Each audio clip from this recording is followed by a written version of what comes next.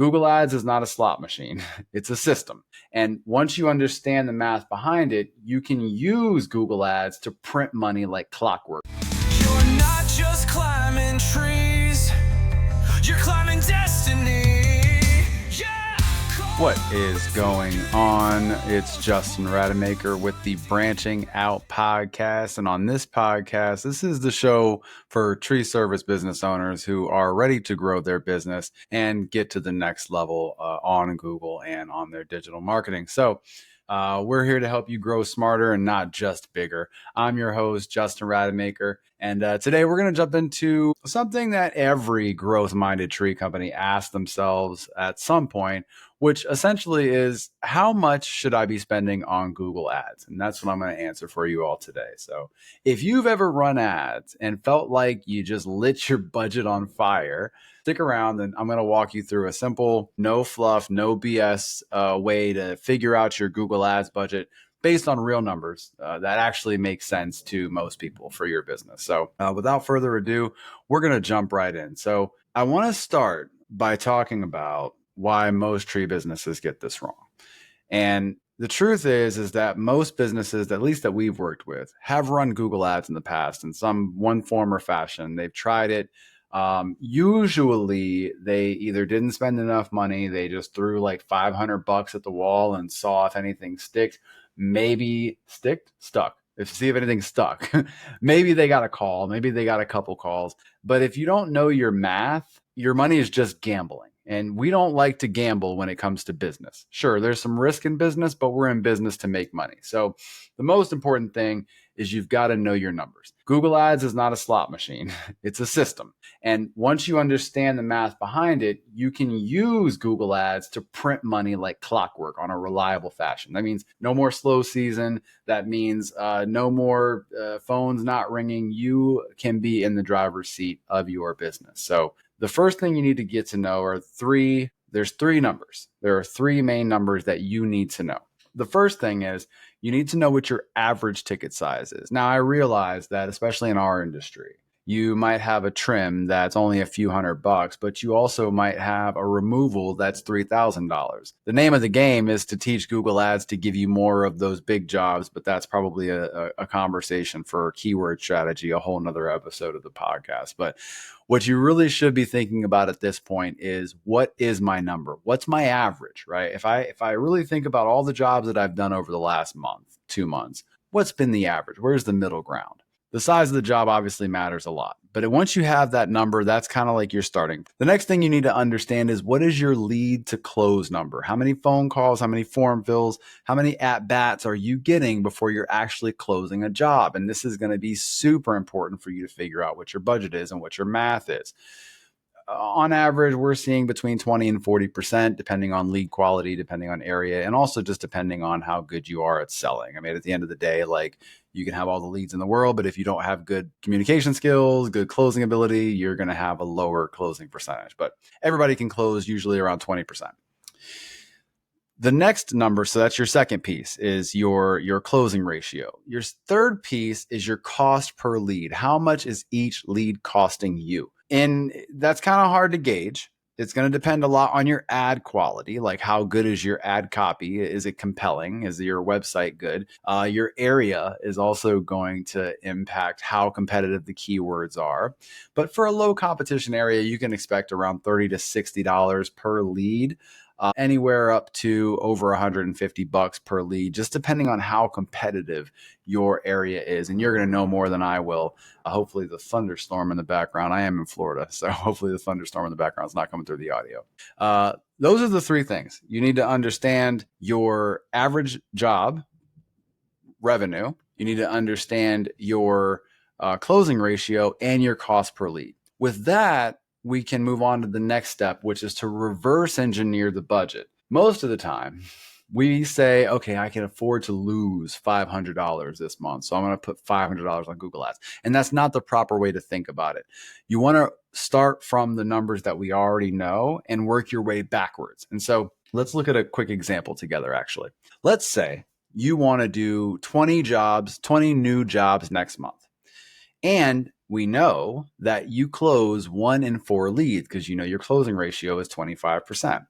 If you want to do 20 jobs, you multiply that by the 4. That means you need 80 leads, right? You're with me so far? So we need 80 leads total. If we know that your cost per lead is $75, right? Your 80 times 75, right? Because you have $80, you need 80 leads at $75 per lead. That means your ad budget should be $6,000 for the month. That's it. It's math. There's no guessing. There's no hoping. And even if you can't afford that full budget yet, because I realize for a lot of us that maybe are just stepping into this, $6,000 on ads sounds egregious. But if you can't afford that budget yet, you have a realistic roadmap to work towards, right? So the next logical question might be, okay, well, if I just put $75 a week, can I get 4 leads a month? And the answer to that is you need to have a large enough sample size in order to actually make these numbers work. So I would not recommend anybody starting off on Google Ads for less than $1,500 a month, even in a smaller area. That just gives you enough data, that gives you enough at bats. You're talking about Google pay-per-click ads. Now, there are some really big factors that can change your budget and change it wildly, right? So one of them is your geographic area. We already talked about. The more zip codes that you have in there, though, the more you need to spend, because you're going to be showing for those keywords. You're going to be competing against other businesses. And the more zip codes that you add, the more businesses that you're going to be competing with. The other thing to know is based on the service that you are focusing on, the bidding works at the keyword level. So for example, the cost per click of tree removal is going to be significantly higher than the cost per click of tree trim, because the industry knows that those jobs are worth more money. So you have to be cognizant of that as well. What we like to do is to run separate campaigns for the different services that you're going to be providing, thereby giving us a little bit more control over how much of your revenue, or how much of your budget, I should say, is going to each one of those segmentations of your business. The next one is like full stop, one of the most important things, and it's your ad quality and your website. You can have the best ad, you can have the best targeting, but if you're driving them to a website that is just not converting traffic, you're literally setting money on fire. And so I can tell you what we do in our agency, because I'm all about helping and just giving out free game. What we do in our agency is we still drive traffic to landing pages or funnels.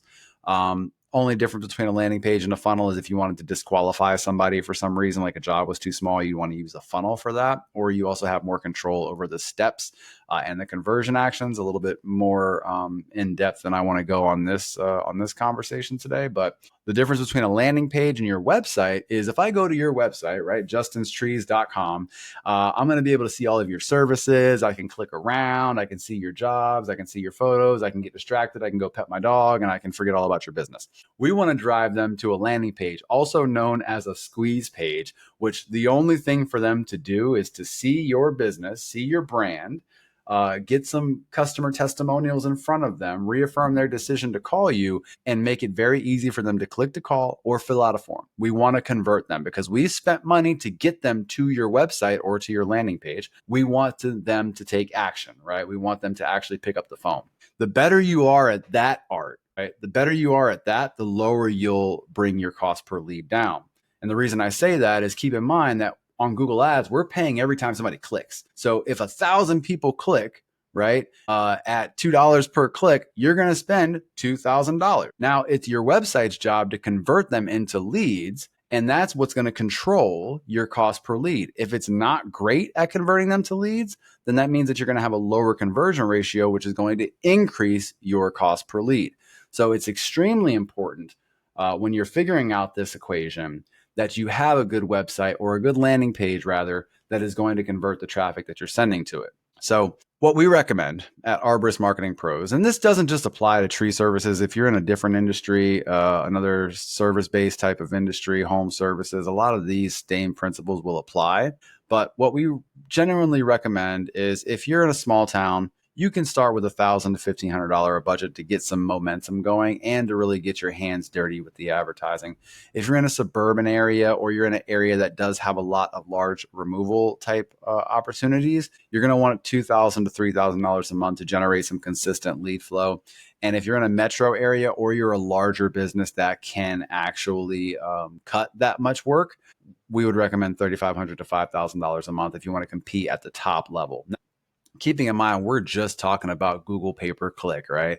I would also highly encourage you, if all of this sounds like it's way outside of your scope and you don't know if you can invest this sort of time or resources or money into running a campaign such as this, I would highly encourage you, if you're a tree service business, to look into Google local service ads.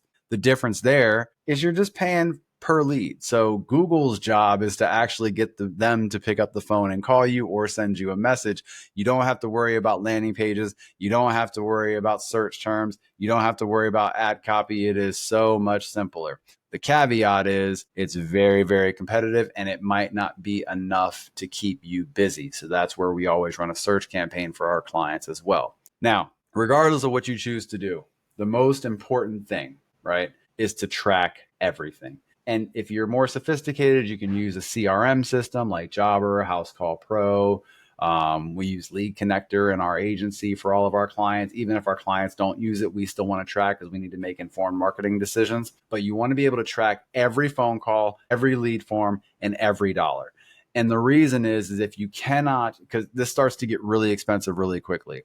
And if you can't track it, then you can't measure it, right? If you can't measure it, you can't manage it. And if you can't manage it, you can't make money.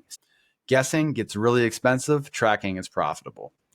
Final takeaways, to wrap it up, here's your action plan. If you want to get started on Google Ads, you got to know your job value. You have to know your close ratio, and you have to know your expected cost per lead. All of those are the different levers that you're going to pull on to make this profitable or make it a complete waste of money. Reverse engineer your ideal monthly budget, start where you can, and scale as much as possible when the results come in. And if you're tracking, then you will have a really good understanding of what's working, what's not, and when it's time to increase that budget because you want more jobs coming in. As always, I hope that this was beneficial. Our job here is just to help the community get more versed in marketing. If you have any questions, feel free to reach out. You can always go to arboristmarketingpros.com/schedule. Book a time with myself. I'm happy to answer one-off questions. We'll give you 30 minutes and give you a full marketing plan for absolutely no cost. Otherwise, appreciate you tuning in today, and we'll see you on the next one.